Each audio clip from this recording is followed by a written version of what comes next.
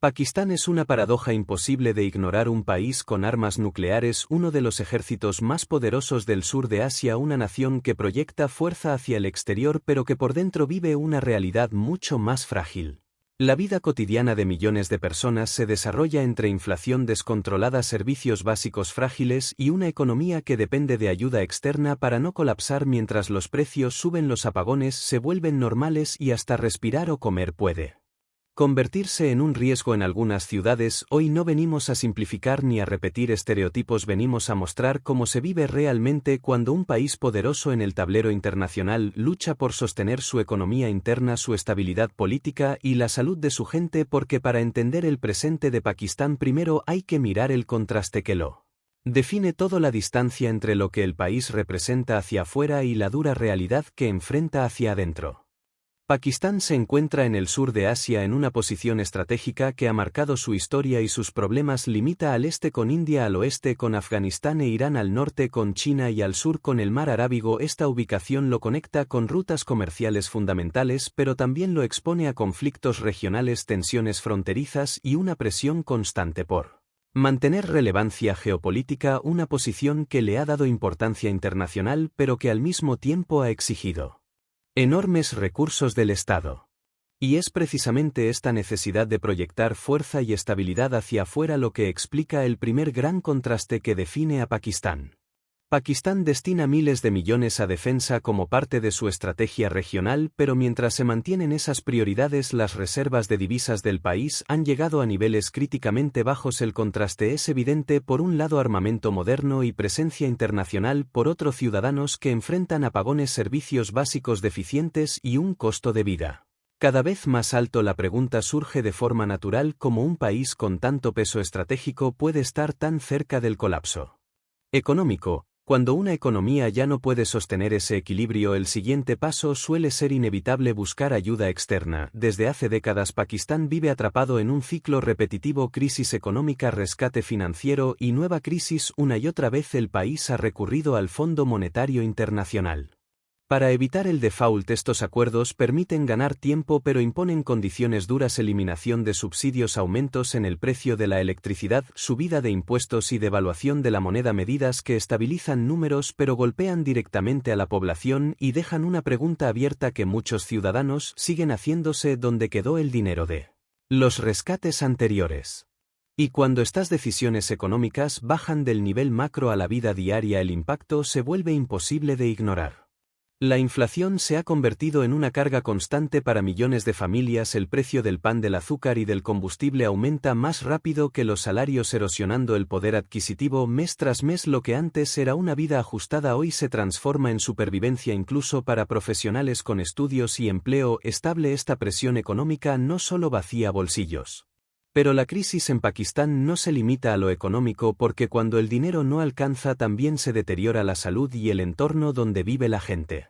Pero en Pakistán la crisis no solo se mide en dinero ni en estadísticas económicas, también se respira todos los días. Ciudades como Lahore aparecen con frecuencia entre las más contaminadas del planeta. El smog cubre las calles durante semanas enteras, reduce la visibilidad y convierte una acción tan básica como salir a trabajar o llevar a los niños a la escuela en un riesgo cotidiano. La contaminación del aire se traduce en problemas respiratorios crónicos, asma, infecciones pulmonares y un aumento constante de hospitalizaciones, especialmente entre niños y adultos mayores. Muchas familias ya consideran normal vivir con tos permanente, ardor en los ojos y fatiga, algo que en realidad es una señal de deterioro silencioso de la salud pública. Pero si el aire ya enferma lentamente, hay otra amenaza aún más invisible que entra directamente al cuerpo todos los días.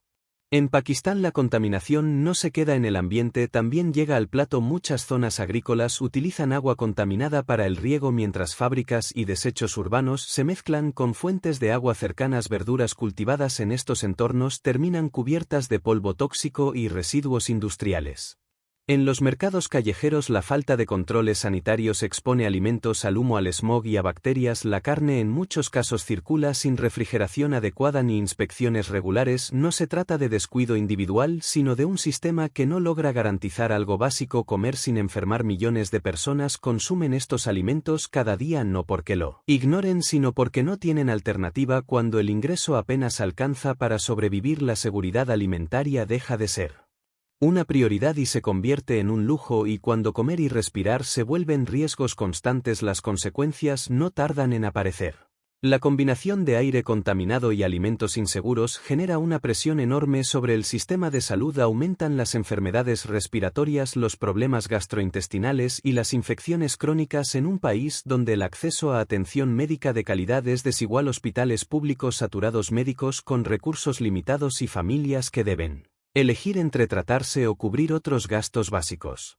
Esta realidad golpea con más fuerza a los sectores más pobres, profundizando una brecha donde enfermarse significa endeudarse, perder el trabajo o quedar atrapado en un círculo de pobreza del que es difícil salir. Pero estas condiciones no son producto del azar, sino el reflejo de problemas más profundos en la gestión del país. Pakistán ha vivido durante décadas en un estado de inestabilidad política casi permanente. Los gobiernos civiles rara vez logran completar sus mandatos y los cambios de poder suelen venir acompañados de crisis, protestas y parálisis institucional. Esta fragilidad ha debilitado la capacidad del Estado para planificar a largo plazo y responder a los problemas estructurales del país. Aunque existen instituciones democráticas, el poder civil ha sido históricamente frágil y el rol de las Fuerzas Armadas como actor influyente en la política nacional ha marcado muchas decisiones clave. Esta dinámica genera incertidumbre constante y profundiza la desconfianza ciudadana.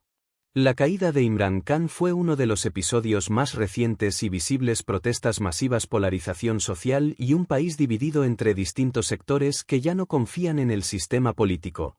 Y cuando la política pierde estabilidad y credibilidad, el impacto se extiende a todos los niveles del Estado, incluido el funcionamiento de la justicia.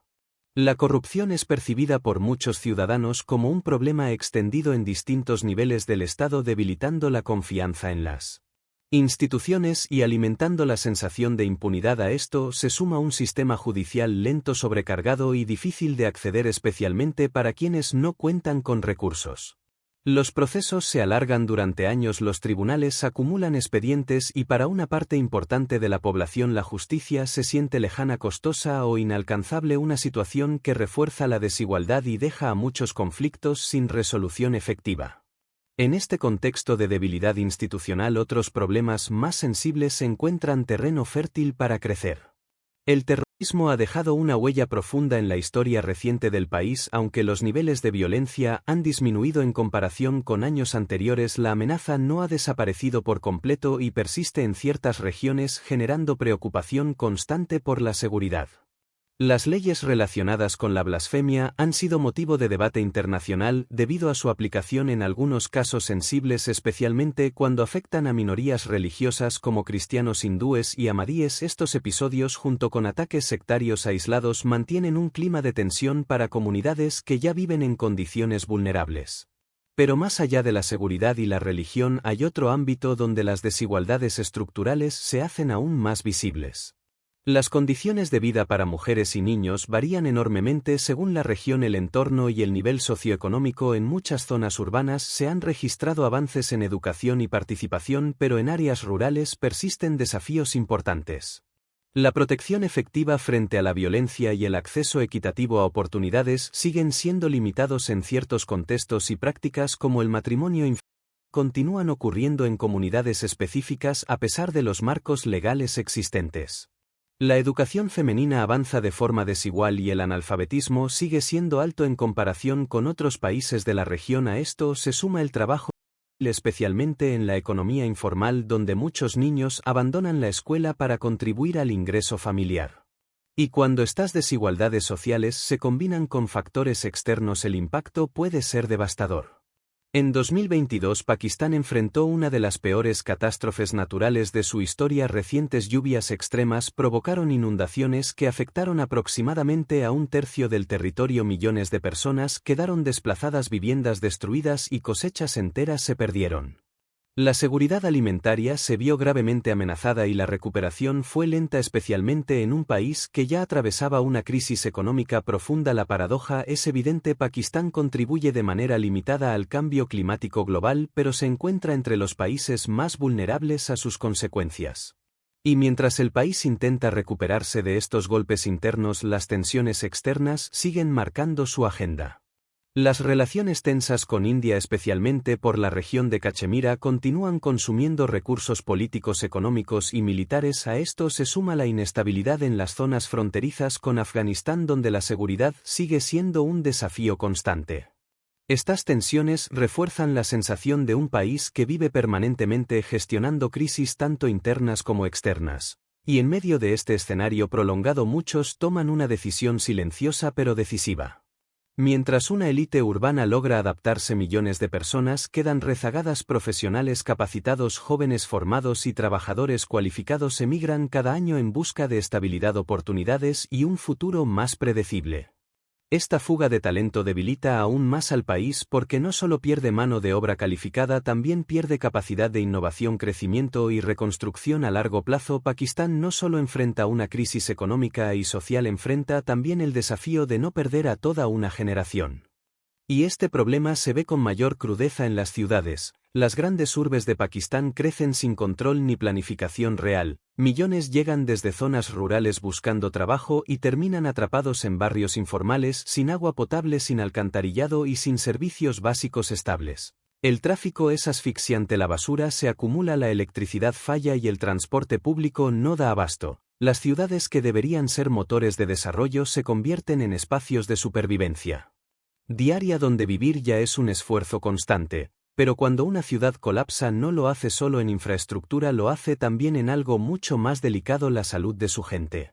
En muchas zonas urbanas y rurales el acceso a agua segura es un privilegio. Ríos contaminados, tuberías deterioradas y sistemas de saneamiento insuficientes provocan enfermedades gastrointestinales, infecciones crónicas y niños creciendo con problemas de desarrollo. Los hospitales públicos se saturan, los tratamientos se encarecen y miles de familias deben elegir entre comer o pagar atención médica. Esta es una crisis silenciosa que no suele aparecer en titulares internacionales, pero que enferma lentamente a toda una población. Y cuando la salud falla, cuando el trabajo es informal y el Estado no alcanza, la gente no vive, resiste.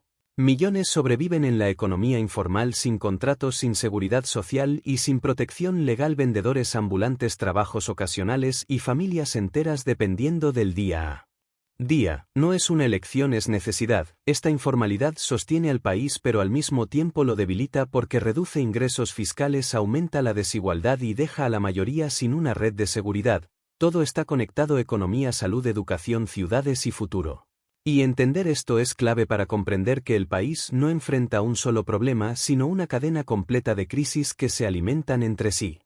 Pakistán no es un país pobre por falta de recursos ni por ausencia de gente trabajadora, es un país atrapado en un círculo donde la inestabilidad política, la mala gestión, la desigualdad y las crisis externas se refuerzan entre sí mientras millones pagan el precio cada día.